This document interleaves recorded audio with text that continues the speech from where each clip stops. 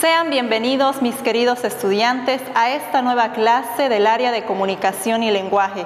Quien les habla, la maestra Griselda Estrada Daza. El día de hoy vamos a trabajar un tema relacionado con las palabras, ¿no? Los sinónimos, los homófonos y las palabras parónimas, ¿no? Antes de iniciar este tema, quiero dejarles una pequeña reflexión, puesto que el tema nos invita a ello, ¿verdad? Bien, nos dice que las palabras pueden llegar a matar a una persona, ¿no? Es un sentido figurado de esta expresión, porque tenemos que tener cuidado de las palabras que decimos hacia otra persona, ¿no?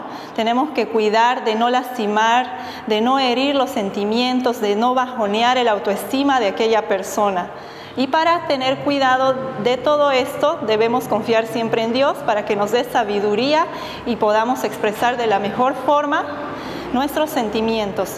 Y si en realidad estás muy enfadado, muy furioso, lo mejor es quedarte callado, porque también el silencio es una forma de comunicación y de respeto hacia la otra persona, ¿no? Muy bien, con esta reflexión vamos a empezar el tema. El primer título nos dice los sinónimos, ¿no? Cada palabra tiene un origen etimológico. En este caso, sinónimo significa, viene de la palabra griega sin, que significa con, y ónomo, que significa palabra, ¿no? Con palabra, quiere decir, con otras palabras puedo explicar un mismo significado, ¿no? Al decir balón, me refiero a este objeto. También puedo decir pelota, ¿no? Que ustedes se dan cuenta que tienen el mismo significado, pero está escrito de una forma muy diferente, ¿verdad? Bien. Existen dos tipos de sinónimos, incluso más, pero los que vamos a estudiar son los que generalmente se presentan en los exámenes de ingreso a la universidad. Son los sinónimos totales. Estos sinónimos son iguales en su significación, tienen la misma significación, pero una diferente escritura. Tenemos el ejemplo, boda y matrimonio, ¿no? Significan lo mismo. Por ejemplo, asistiré a la boda del alcalde en la catedral, ¿no? Es un ejemplo. ¿Qué es lo mismo decir asistiré al matrimonio del alcalde en la catedral, ¿no? O translúcido y transparente, ¿no? Es lo mismo, ¿verdad? Bien, ahora pasamos a lo que son los sinónimos parciales. Estos tienen una parecida significación y también una escritura muy diferente, ¿no? Se llama parcial, ¿por qué? Porque en diferentes contextos no voy a poder utilizar el mismo sinónimo, ya que la significación va a cambiar.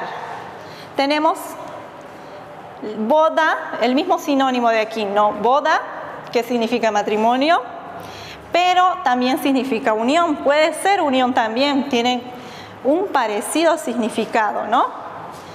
Pero no puedo utilizar en otro contexto que no sea el de las nupcias, ¿no? Por ejemplo, ayer se realizó la boda, está muy bien.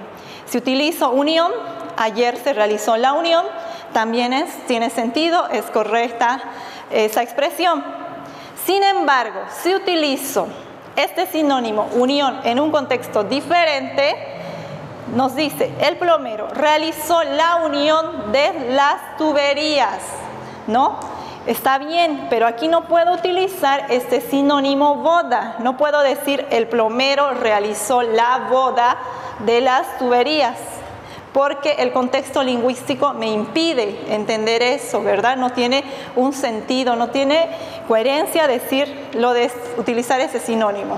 Así que tienen que tener mucho cuidado con ese tipo de expresión. Otro ejemplo, ¿no?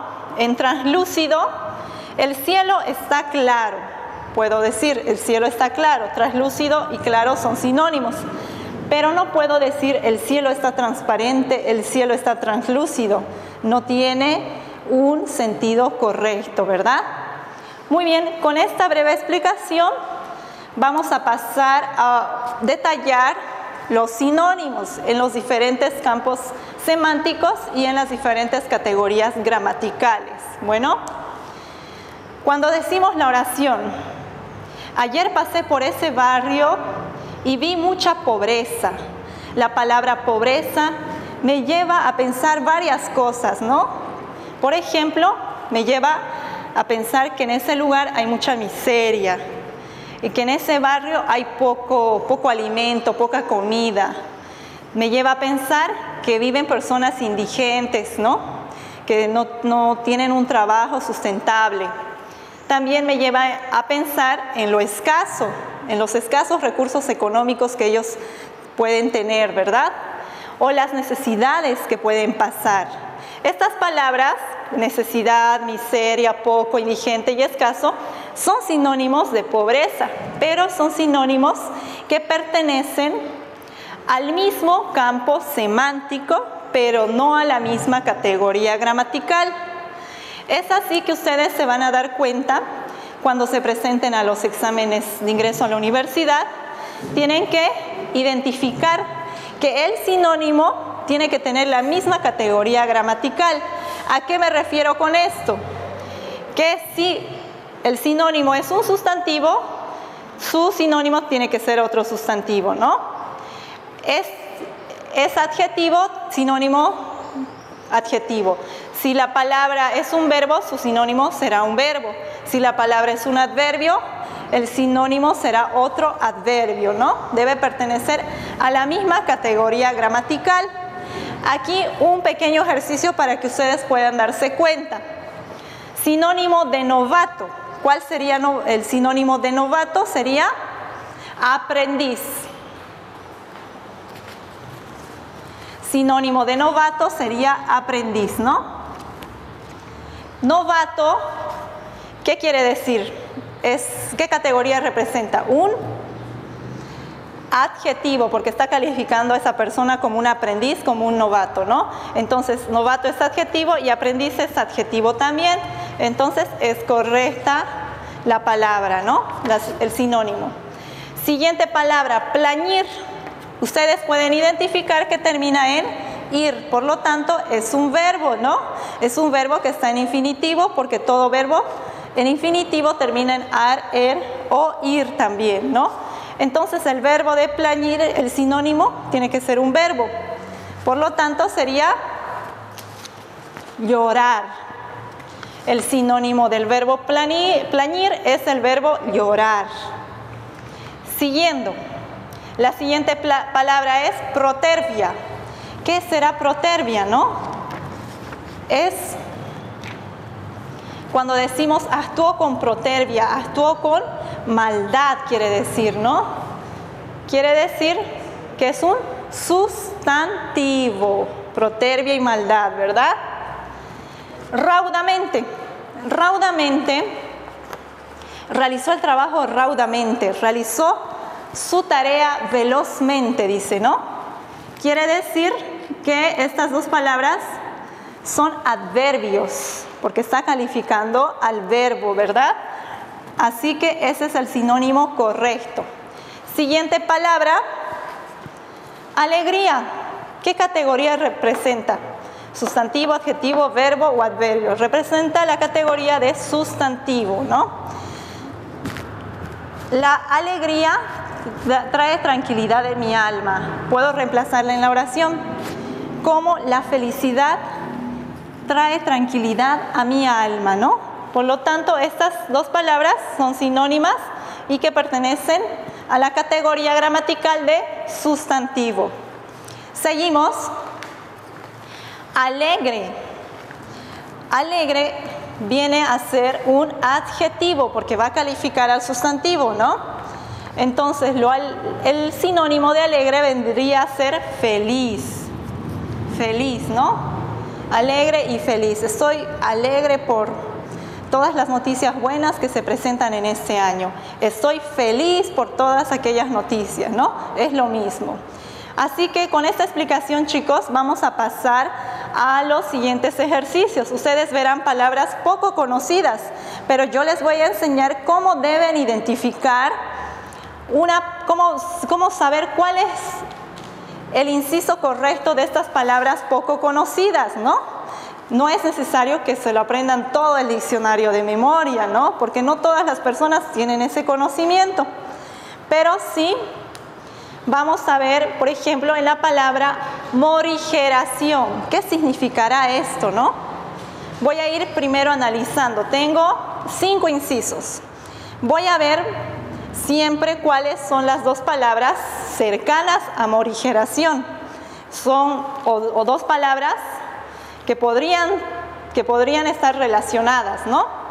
Por ejemplo, la palabra prudencia puede ser, o la palabra puede ser también fortuna, ¿no? Fortuna o prudencia podrían estar relacionadas con morigeración. Pero ¿cómo me voy a dar cuenta? Ustedes van a extraer la terminación de la palabra ción. Al terminar en ción, me estoy dando cuenta que esta palabra es un sustantivo, así como canción, ¿verdad? Así como oración. Es una palabra que significa un sustantivo. Por lo tanto, voy a encontrar en una de estas 2 palabras el significado correcto, el sinónimo correcto, ¿no?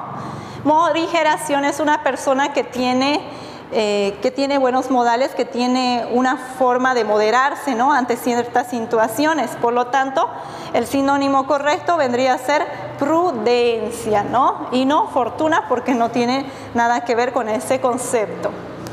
Seguimos con la palabra epidemia. Aquí ustedes pueden identificar 5 incisos, ¿no?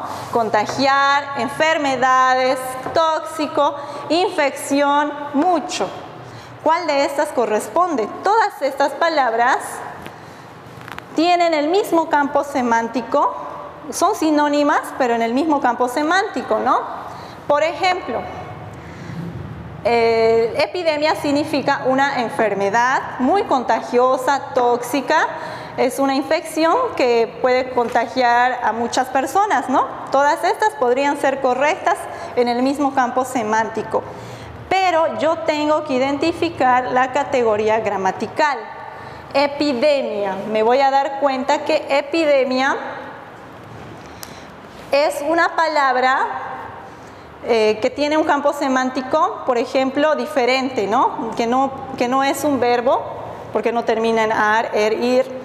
No es un adverbio tampoco, y tampoco es un adjetivo, porque no está calificando a otro sustantivo. Entonces, epidemia viene a ser un sustantivo. Yo voy a encontrar palabras que sean sustantivos. ¿Contagiar es sustantivo? No, verbo. Por lo tanto, no es correcto. ¿Enfermedades es sustantivo? Sí es sustantivo. Puede ser enfermedades, sinónimo de epidemia. Tóxico, ¿es sustantivo? No, es un adjetivo, ¿no? Entonces, no es la correcta. Infección. La infección es un sustantivo, sí. Entonces, puede ser la correcta. Mucho es un adverbio de cantidad, por lo tanto, no es un sustantivo. Tenemos 2 opciones. ¿Cuál de estas podría ser la correcta? Yo me voy a fijar en que epidemia es un artículo femenino. Voy a poner la epidemia, ¿no? Al poner la epidemia me estoy dando cuenta que es un sustantivo femenino y singular. Y enfermedades es plural, por lo tanto, no sería la palabra correcta. Entonces, el sinónimo de epidemia viene a ser infección, ¿no? Es el sinónimo correcto porque pertenece a la misma categoría gramatical. Y por último, célibe. Es una palabra que significa que una persona no se ha casado, ¿no? Que no ha contraído matrimonio. Por lo tanto, casado no es el sinónimo de célibe. Divorciado tampoco. Hipócrita tampoco, ¿no? Soltero sí es el sinónimo correcto, ¿no? Soltero y célibe. Bien, Con esto hemos finalizado el tema de la sinonimia. Espero que les sirva porque todo este tema nos ayuda bastante a enriquecer nuestro vocabulario, a tener mayor riqueza léxica y también a no repetir una misma palabra en una oración, en una frase o en un discurso, ¿no? Ya sea oral o ya sea escrito. Tienen que tener mucho cuidado porque a veces el poco vocabulario que una persona maneja va a llevar a cometer errores como la cacofonía, ¿no? La cacofonía es un vicio del lenguaje que nos dice, nos evita, ¿no? Pronunciar ciertas palabras, nos hace tropezar, ¿no? Por ejemplo, el mismo sonido, la repetición de un mismo sonido en una frase o en una oración. No, nado, nada, ¿no? O también la pronunciación de la letra R repetidamente en ciertos textos escritos u orales también, ¿no? Eso sería todo, queridos estudiantes, en cuanto al tema de los sinónimos. Muchas gracias por su atención. Vamos a continuar con el tema de la homonimia y la paronimia, ¿no? Continuando con el tema, vamos a ver lo que son las palabras homófonas. Estas tienen un origen etimológico griego donde homo significa igual y fono significa sonido, ¿no? Igual, sonido. Estas palabras son las que presentan mayor problema al momento de escribirlas, ¿no?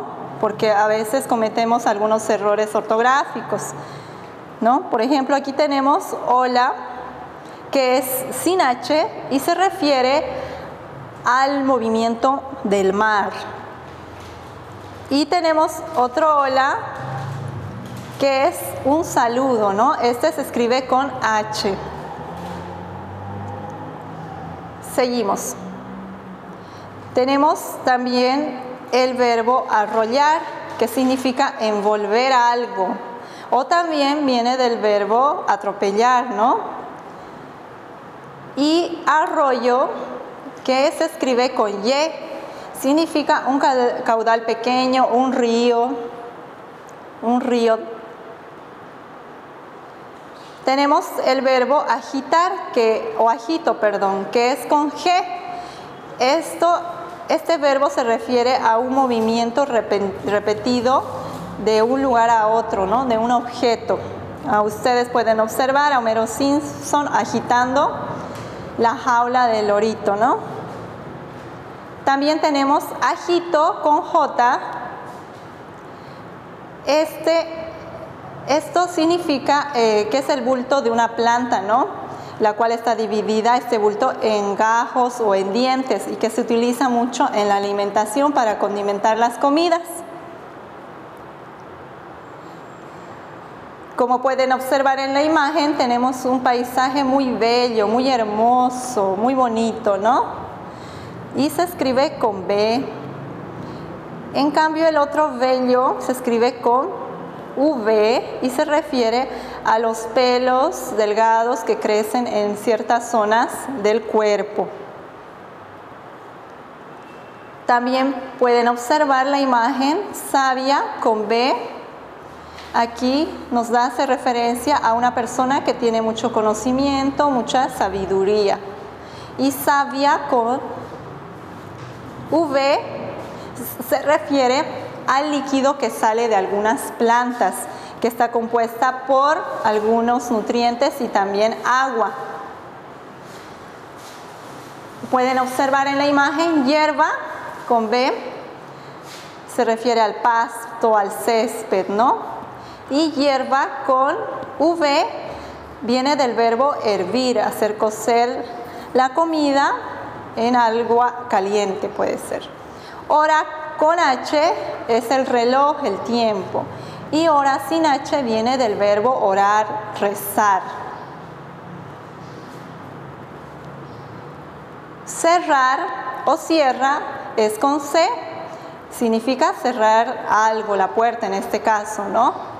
Y cierra con S es una herramienta metálica que sirve para cortar madera, que está compuesta por dientes y un mango también. La siguiente palabra, cocer, con C, es calentar la comida, ¿no? Un alimento crudo para que se vuelva cocinado. Y coser, con S, significa hacer pasar la aguja por un hilo, enhebrarlo, y que nos va a servir para unir dos piezas de tela, ¿no? 100 es la cantidad, que se escribe con C, tengan mucho cuidado en la escritura. Y 100 con S es la parte de la cara situada a cada lado de ella.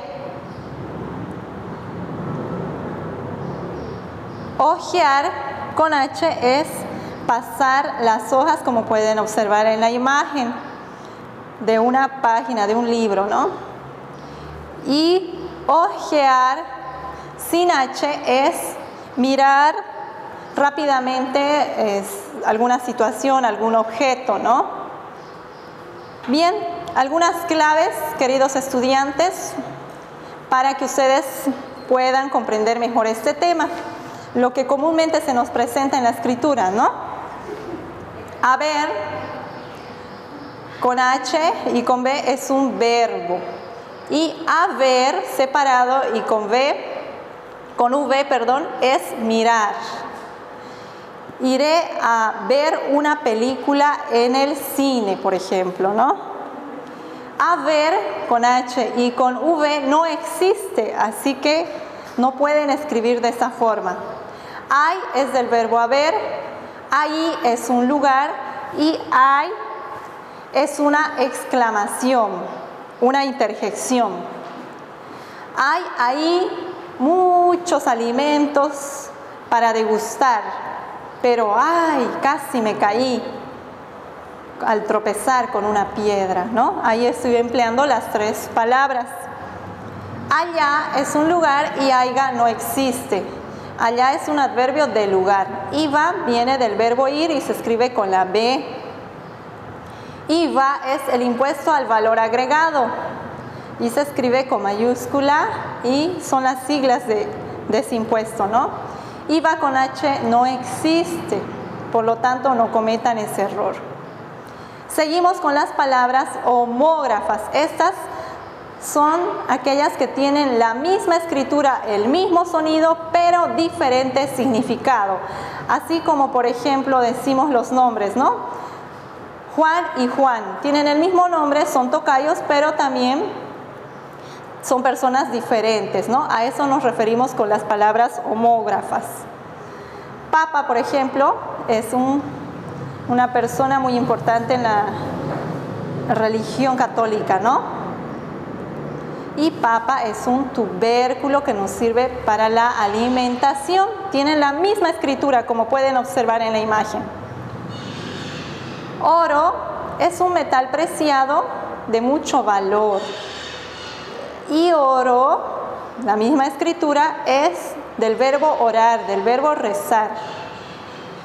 Vela es una fuente de iluminación que consiste en una mecha que asciende por el interior de una barra de combustible sólido, como puede ser grasa, cera o parafina.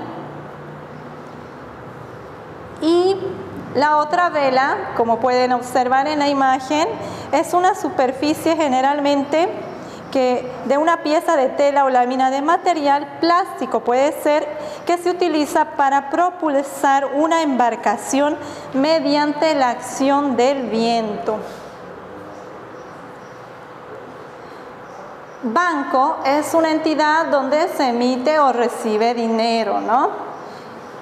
Banco, con B, de la misma forma, la misma escritura, el banco para sentarse, lo que generalmente hay en las plazas y parques. Coma, como pueden observar, una niña que está ingiriendo alimentos. Y coma, que puede referirse también a un estado donde la conciencia no está presente y el cuerpo no responde, ¿no? Es una inconsciencia, se diría. Bota, atiendan bien en esta parte, aquí se refiere a botar la basura, ¿no? Que es con B.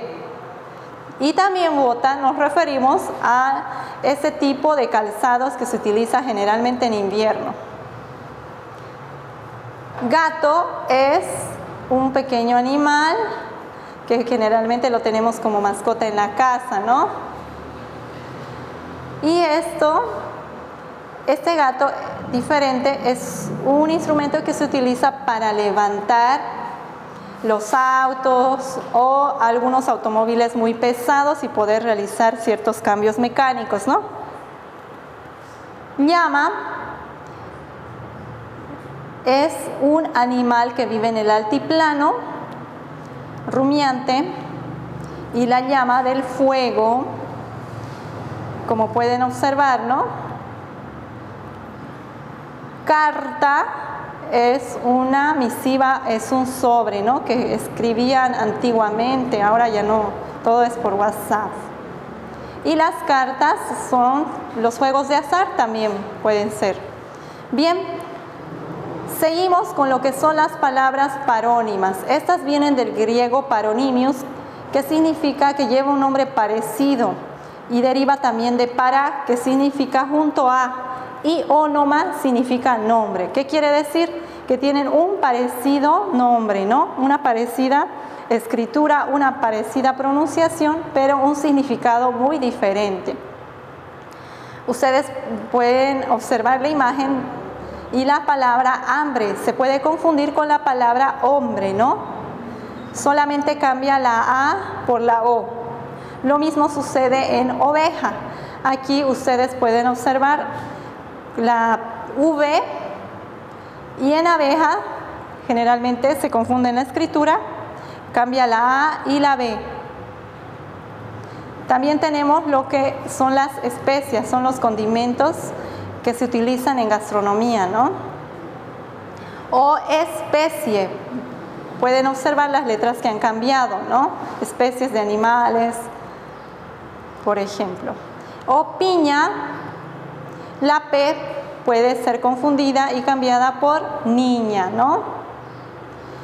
Muy bien, queridos estudiantes, hasta aquí es todo el tema explicado de lo que es la sinonimia, homonimia y paronimia. Ahora vamos a poner en práctica lo aprendido. La miel de abeja es un endulzante natural, nos dice. Quiere decir la miel de abeja, no de oveja. Todo lo que está con verde es la palabra, con rojo es la palabra correcta. Antonio está pastoreando a las ovejas en este caso, ¿no? En el campo, no a las abejas. Siguiente oración. Olivia quiere adoptar un perrito. Se parece a adaptar, pero no es lo mismo, ¿no? Ahí también tienen otro ejemplo de palabras homófonas. Ahí, hay y hay. Ahí de lugar. Pone esa cosa horrorosa ahí, dice, ¿no? Ese personaje. O como dice Bart Simpson, ¡ay, caramba! O también el otro personaje, ¡hay una serpiente en mi bota! Aquí vamos a completar. ¡Ay, me he hecho daño! Aquí utilizamos el primer ejemplo. ¡Ay!, que significa una exclamación, una interjección. Hay dos niños jugando en el parque. Aquí utilizamos la segunda, que es con H, que viene del verbo haber. Pon todas las cosas ahí. Ahí significa lugar, adverbio de lugar, ¿no? Y la última, ¿qué hay para comer? Utilizamos el verbo haber también. Muy bien, para finalizar este último ejercicio lo vamos a resolver, que es el que generalmente presenta dudas al momento de la escritura, ¿no? Será mejor botar toda la leche, pues se ha echado a perder. Aquí vamos a utilizar la B, el segundo ejemplo, ¿no? Botar con B. La siguiente oración, ve a botar las hojas en el cesto, lo mismo, botar utilizamos con la B. Espero que no comiences a botar tu dinero, igual con B. Han botado a mi amigo de su empleo hoy y sin previo aviso. Si no limpias tu cuarto, botaré todo lo que dejes en el suelo. Bota inmediatamente ese disfraz sucio. Bota la comida, está rancia. Ana María se enojó con sus hijos y botó su enojo gritándoles. En todos estos ejemplos hemos utilizado el verbo botar pero con la B. Y aquí hay otros ejemplos en los cuales vamos a utilizar el verbo votar, lo vamos a conjugar, pero con la V en este caso.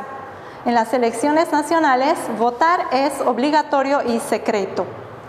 Creo que voy a votar por el candidato de la televisión. Es mejor que votes con conciencia ciudadana. Ana votará a su padre en las elecciones sindicales.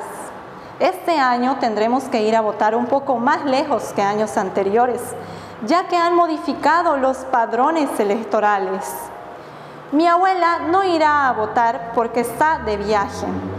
Martina es menor de edad, pero irá a votar con su madre. Esta vez creo que voy a votar el blanco. La Cámara de Diputados y Senadores votará la nueva ley. Los vecinos levantaron sus brazos y así votaron al nuevo concejal de la comuna. Muy bien, con esto hemos finalizado el tema y para retroalimentar, aquí tenemos un pequeño ejercicio con las canciones muy conocidas, ¿no? Tienen las opciones, son cuatro versos de canciones que nos dice: con mi burrito sabanero voy camino de Belén. Utilizo burrito. La vaca Lola tiene cabeza y tiene cola. Aquí utilizo la V. Arroz con leche me quiero casar con una señorita de la capital.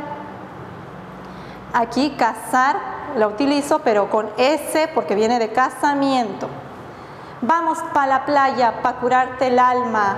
Cierra la pantalla, ¿no? En este caso cierra con C porque me refiero a que voy a cerrar algo, ¿no? Mis queridos estudiantes, hemos finalizado con este tema. Espero que les sirva de mucho porque en ingreso a la universidad ustedes van a poder encontrar estas preguntas, ¿no? No se olviden leer mucho, orar también, pedir a nuestro Señor que nos dé sabiduría para que podamos emitir las palabras necesarias para hacer feliz a las personas que nos rodean. Muy bien, muchas gracias. Dios me los bendiga enormemente.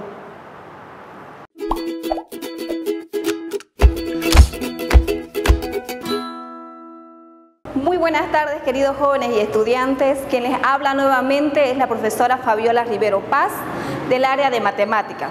Hoy día vamos a recordar un poquito acerca de la trigonometría. En el anterior capítulo hablamos sobre eso. A ver, tú que estás en casita, ¿te recuerdas la anterior vez que nos viste de qué se trataba la trigonometría? La trigonometría hace la relación a la medición de los triángulos. Aquí tenemos un triángulo, ¿ya? ¿Y a qué hace más referencia? Aquellos que tienen su ángulo recto, ¿ya? Entonces, al llamarse trigonometría, tiene 3 lados, 1, 2, 3, tiene 3 vértices y tiene 1, 2, 3 ángulos, ¿ya? Con esta pequeña introducción vamos a dar inicio a lo que se refiere funciones trigonométricas. Miren ustedes cómo todo viene enlazadito, ¿no? Agarraditos de la mano. Entonces, las funciones trigonométricas, según su definición, aquí podemos observar, nos dice que son las relaciones entre los catetos y la hipotenusa, ¿ya? Respecto a los ángulos de un triángulo rectángulo. Ahora, miren ustedes aquí. Son 6 las funciones trigonométricas. Entre ellas tenemos seno, coseno, tangente, cotangente, secante, cosecante, ¿ya? Ahora, cada una de ellas la abreviamos. Ahí a un ladito la tenemos su abreviatura, si pueden observar. Lo que hay que aclarar, jóvenes y señoritas, que las 3 primeras están nombradas como directas. ¿Por qué? Porque son las que son como las más principales para trabajar.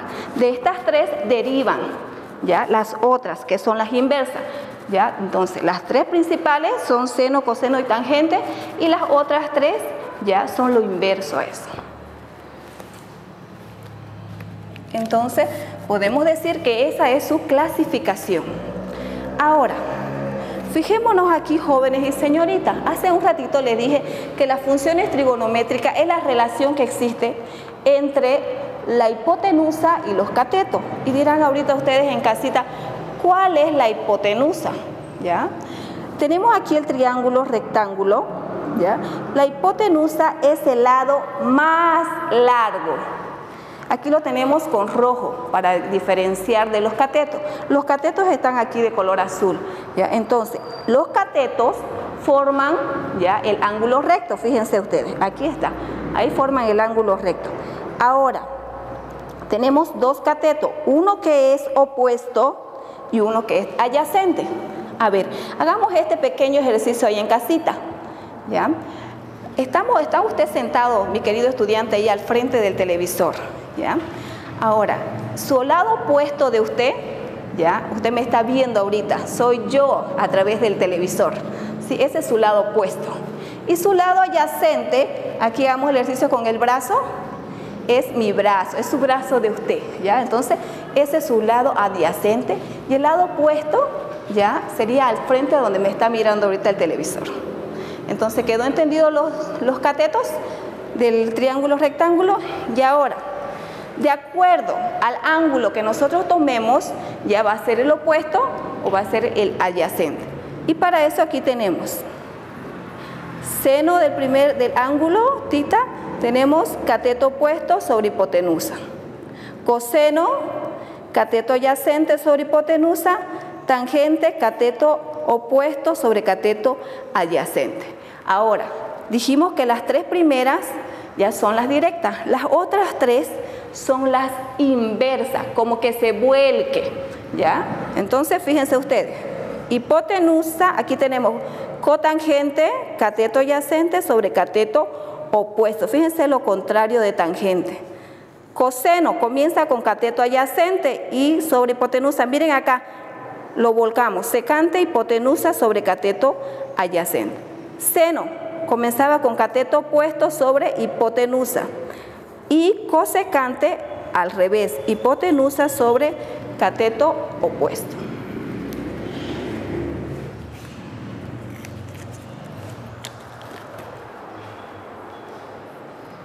Aquí, jóvenes, aquí también nosotros podemos ver. A ver, hagamos recuerdo lo que acabamos de decir. ¿Cuál es la hipotenusa? Hipotenusa aquí tenemos, ¿ya? Es el lado más grande o más largo, ¿ya? Ahora, y los catetos son los que forman, ¿ya? Los dos lados que forman el ángulo recto, ¿ya? Entonces, aquí tenemos los dos catetos y aquí tenemos la hipotenusa. No olvidarse, jóvenes y señoritas. Ahora, para que se nos sea más sencillo, ¿ya? Vamos a abreviar, ¿ya? Les voy a mostrar cómo nosotros la vamos a abreviar todas estas funciones para trabajarlas, ¿ya? Entonces, aquí tenemos un formulario. Para cualquier ángulo lo vamos a trabajar. Y aquí están abreviadas, miren ustedes, de cualquier ángulo, seno ahí, cateto opuesto, basta con poner CO, cateto opuesto. Hipotenusa abreviamos I. Y así sucesivamente, miren ustedes, las demás funciones las tenemos abreviadas. Y que quizás para ustedes es más fácil para que las puedan ustedes memorizar y trabajar. Yo sé, jóvenes y señoritas, que ustedes quizás ya al comienzo de año ya su profesor de matemática, entonces ya les ha ido dando estos conocimientos. Entonces estamos reforzando, estamos haciendo todo para darles un apoyo a ustedes. Tratar de resumir todo ese gran conocimiento en estos pequeños minutos que se nos puede dar a través de la transmisión que estamos haciendo. Entonces, ahora para que nosotros comencemos a trabajar las funciones trigonométricas, hay algo importante que hay que conocer. Miren ustedes, a ver, leamos en casita, a ver, ¿qué dicen? Lean conmigo ahí, ustedes en casita, teorema de Pitágoras, ¿ya? Y aquí también lo tenemos, el teorema de Pitágoras, pero ahí vemos nosotros figuras geométricas, pero ¿qué será el teorema de Pitágoras? ¿Qué nos dice que es el teorema de Pitágoras? Dice, en un triángulo rectángulo, aquí tenemos el triángulo rectángulo, el cuadrado de la hipotenusa, ya hablamos de la hipotenusa, ¿cuál es la hipotenusa? Aquí está, ya, el que está con lado rojo, el más grande, el cuadrado de la hipotenusa, dice, es igual a la suma de los cuadrados de los otros dos lados. Estos son los otros dos lados. ¿Qué quiere decir? Que la suma de los dos catetos es igual a lo que da la hipotenusa, ¿ya? Entonces, seguidamente de aquí tenemos nosotros una demostración. Aquí la tenemos impresa, pero ahorita la vamos a hacer nosotros, vamos a trabajar conmigo. Yo te invito, querido estudiante, de que ahí agarre su cuadernito y vamos a practicar. Y vamos a ver de dónde es que sale, de dónde es la profundidad del teorema de Pitágoras. Muchas veces escuchamos el teorema de Pitágoras, pero no sabemos muy bien a fondo, ¿ya? Cómo es su relación, cómo es su definición. Entonces, jóvenes y señoritas, entonces, el teorema de Pitágoras, ya hemos dicho de que no es más, ya, que el área, ya, que el área de sus cuadrados, ya. Entonces, miren ustedes, el teorema de Pitágoras lo utilizan los albañiles, los arquitectos, los ingenieros. Miren ustedes, nuestra ciudad tan bella, ya, nuestra Santa Cruz, nuestro Montero, ya, cada pueblito que ustedes tienen ahí donde pertenece, si podemos llegar más allá de la transmisión. Entonces, si no fuera el teorema de Pitágoras, ya, no hubieran esas bellezas, ya, y gracias a la trigonometría, ya, tantas construcciones maravillosas que podemos disfrutar mirándolas, ya, cuando pasamos nosotros en el taxi, ya, cuando estamos recorriendo, paseando por las diferentes provincias de nuestro departamento, ¿ya? Entonces, miren, jóvenes y señoritas, entonces vamos a aplicar lo que nos decía, ¿no? La teoría de lo que era el teorema de Pitágoras, que no es más que, ya, la hipotenusa al cuadrado. Miremos, ¿dónde dijimos que era la hipotenusa? El lado más grande. Veamos acá en este cuadro, ya, tenemos aquí el lado más grande, aquí tenemos el triángulo rectángulo, el lado más grande tiene una medición de ¿cuánto? De 5. Entonces, 5 lo elevamos al cuadrado. Igual, ya, fíjense que el 5 está en el lado, le damos un valor A, de una letra A. Entonces, nos vamos a ir ya a los catetos. Los catetos tenemos lado C y lado B. Aquí aprovecho la oportunidad para aclarar que no siempre se van a utilizar estas tres letras. Puede ser X, puede ser Y, cualquier letra puede ser, jóvenes y señoritas. Y no siempre va a venir el triángulo rectángulo de esta forma, ¿ya? Puede venir también de otra forma, ¿ya? Puede venir así, puede venir así, puede venir así, ¿ya? Entonces, de cualquier lado puede venirse y tenemos que identificar el ángulo recto. Entonces, veamos el lado B, ¿ya? ¿Qué valor tiene? 4. Muy bien. Colocamos 4 y elevamos al cuadrado. Correcto, estamos recordando ya en casita, ¿no? Muy bien, yo sé que ya ustedes así, vamos a ver, vamos a dar un tiempito y vamos haciendo en casita y vamos a ver si llegamos al resultado.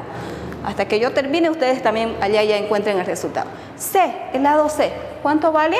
3. Tenemos 3, los elevamos al cuadrado. Y ahora, ¿a qué estamos recordando? A ver, miren, jóvenes, señoritas, estamos volviendo a dónde, ¿no? Un poquito a los cursos inferiores, lo que es potencia, ¿no? Potenciación. Entonces, tenemos un número que es la base, está elevado a una potencia que tiene aquí, el exponente es al cuadrado. Entonces, ¿qué quiere decir?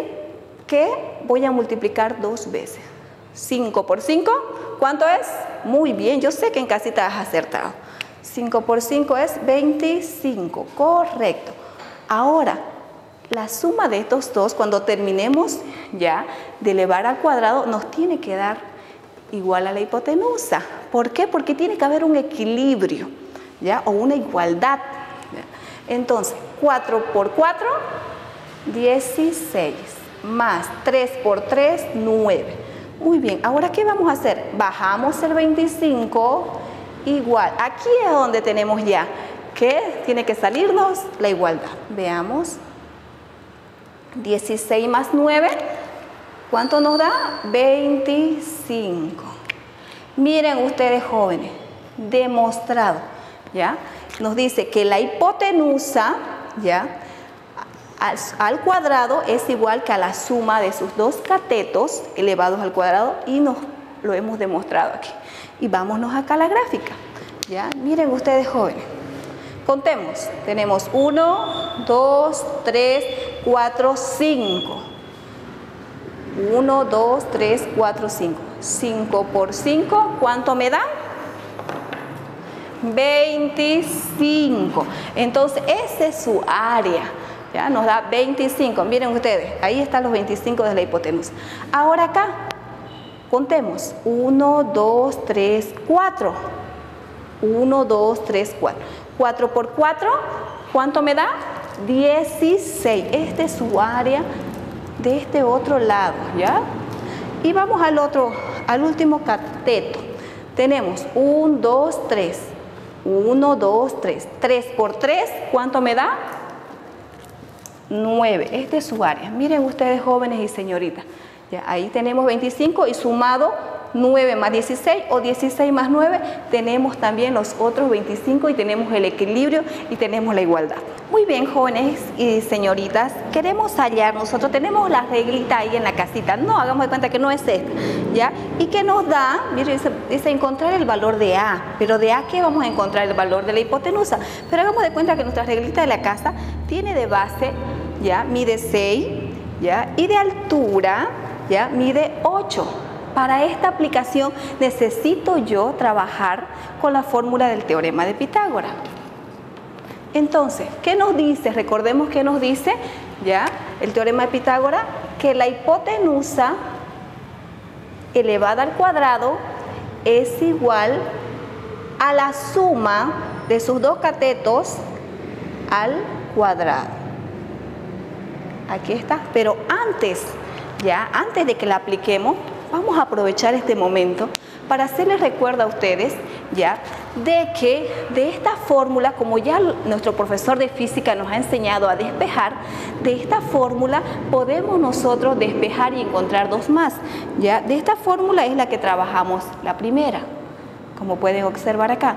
Y estas otras dos fórmulas, ya, las despejamos cuando tenemos ya de dato la hipotenusa y tenemos una incógnita ya en uno de los catetos. Entonces, vamos nosotros a resolver y encontrar cuánto es el valor de la hipotenusa. Muy bien, como A es mi incógnita, la bajo todavía, ¿ya? Aquí todavía no tengo. Igual. B, voy a reemplazar por el valor. Nos fijamos aquí como base, tengo 6, entonces coloco 6 elevado al cuadrado. Estoy reemplazando, ¿ya? Las letras con el valor numérico que tenemos, la medición de nuestra reglita de la casa. Aquí tenemos C, la altura C, y tiene una medición de 8. Lo elevamos al cuadrado. Ahora, ¿qué es lo que vamos a hacer? Miren ustedes, jóvenes, sabemos que en una potencia, ¿ya?, se convierte en raíz, ¿ya? En radicación. Entonces, A dejamos solita, ese cuadrado se convierte en raíz cuadrado. ¿Para qué? Para que introduzcamos en su casita, vamos a decir, ¿ya? Introduzcamos en su casita a las dos potencias que están aquí por resolverse, que es el 6 al cuadrado más el 8 al cuadrado. Bajo A igual y voy a elevar, ¿ya?, al cuadrado cada una, ¿ya?, de los números que están aquí adentro, de las bases. 6 por 6, 36, más 8 por 8, 64. Muy bien, ahora una vez ya nosotros hemos encontrado, ¿ya?, las potencias, ¿qué es lo que vamos a hacer? De estos dos vamos a sacar un resultado. Podemos sumar 4 más 6, 10, llevo 1, 1 más 6, 7, más 3, 10. Ahora, para finalizar tenemos que encontrar la raíz cuadrada. ¿De cuánto vamos a encontrar? De 100. ¿Cuánto será la raíz cuadrada? ¿Ya? Como raíz cuadrada tenemos 10. ¿Ya? Entonces, 10 por 10 nos da 100. Sabemos que la potencia, ¿ya?, es lo inverso a la radicación y la radicación lo inverso a la potenciación. Entonces, pudimos encontrar que el valor de A, ¿cuánto era el valor de A? 10. ¿Ya? Queridos estudiantes, ustedes me verán con esta televisión, ¿ya?, una pantalla, ¿ya? Entonces, miren ustedes, Muchos de ustedes en casita, quizás para mirarnos ahorita el programa, han comprado sus papás una tele, ¿ya? Pero ustedes no saben exactamente de cuántas pulgadas es esa televisión. También ustedes, muchos han logrado, quizás algunos por esta situación de la pandemia, se han visto en la necesidad de adquirir este aparato tecnológico como es un celular, pero algunos no saben igual cuánto es lo que mide en pulgadas, ¿ya? Entonces, gracias al teorema de Pitágoras, jóvenes y señoritas, es que podemos nosotros calcular, ¿ya?, en pulgadas cuánto es lo que mide el televisor con el que usted me está sintonizando ahorita, ¿ya?, y el teléfono celular, ¿ya?, que usted tiene igual ahí en su manito o guardado ahí en su bolsillo. Entonces, miren ustedes, jóvenes y señoritas, no es más que aplicar el teorema de Pitágoras. Aquí tenemos, vamos a hacer de cuenta que estamos midiendo la pantalla de su televisor. Vamos a medir, tenemos de base, ya, 50, y tenemos de altura 40 centímetros, pero queremos saber la hipotenusa.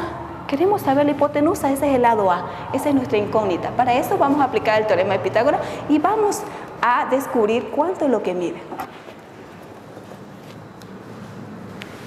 Entonces, ¿cómo es la fórmula? Recordemos otra vez la fórmula. El teorema de Pitágoras dice que la hipotenusa la elevamos al cuadrado y la suma, ¿ya?, de sus dos catetos también la elevamos al cuadrado. El valor de A todavía no lo tenemos, lo bajamos tal y como está. Y el valor de B ya tenemos. ¿Cuánto es? 50. Elevamos al cuadrado más C. ¿Cuánto vale? 40. Elevamos al cuadrado. A igual, aquí vemos que aquí está el cuadrado, ¿ya? ¿Qué es lo que vamos a hacer? Está en potencia, la potencia se traslada al otro lado y se convierte en ¿qué? Raíz o radicación. Entonces, ponemos la raíz y colocamos adentro las dos bases con su respectivo exponente, ¿ya? 2. Ahora vamos a desarrollar. Vamos a elevar la potencia de 50. ¿Cuánto será la potencia de 50? A ver, multiplicamos 2 veces y nos da 2500. Más, ahora 40 elevado al cuadrado. 40 por 40 nos va a dar 1600. Muy bien. Ahora vamos a sumar estos dos resultados. Ay, lo vemos muy largo para sumar, ¿no? No, es sencillo. Comenzamos a sumar. Aquí 0 hay 0 nomás. Tenemos el otro 0, 0. 6 más 5, 11. Llevo 1, 1 más 2, 3 y 1 que llevo, 4. Muy bien. ¿Cuánto había sido la sumatoria de los dos? 4100. Ahora, anotemos a ver ahí en su cuadernito cuánto es. Y ahora vamos a sacar o vamos a obtener o extraer la raíz de 4100. ¿Cuánto será la raíz de 4100? ¿Cuánto es? A ver ahí, calculemos. Sería 64.03. Hasta ahí nosotros hemos encontrado ya una parte ya con el teorema de Pitágoras. Ahora, gracias a nuestro profesor de física, nos ha enseñado a nosotros ya. ¿Qué es lo que nos ha enseñado? ¿Sistema de qué? Conversión, ¿no es cierto? Ahora, ¿qué es lo que vamos a hacer? Vamos a convertir estos centímetros, ya, los vamos a convertir ya en lo que son pulgadas. Entonces, tenemos 64.03 centímetros. Vamos a convertir, ya, una pulgada. ¿Cuánto es lo que me da? Una pulgada. ¿Cuánto es lo que me da? ¿Cuánto es lo que mide una pulgada? 2.54 centímetros. Ahora, ¿qué es lo que vamos a hacer nosotros? Aquí no nos olvidemos del puntito. Simplificamos, ya, centímetros con centímetros, dividimos, ya, ese resultado lo multiplicamos y obtenemos como un resultado 25.3 pulgadas, ¿ya? Entonces, ¿cuánto es lo que tenemos? Entonces, ¿cuánto es lo que medía nuestra pantallita? 25 pulgadas.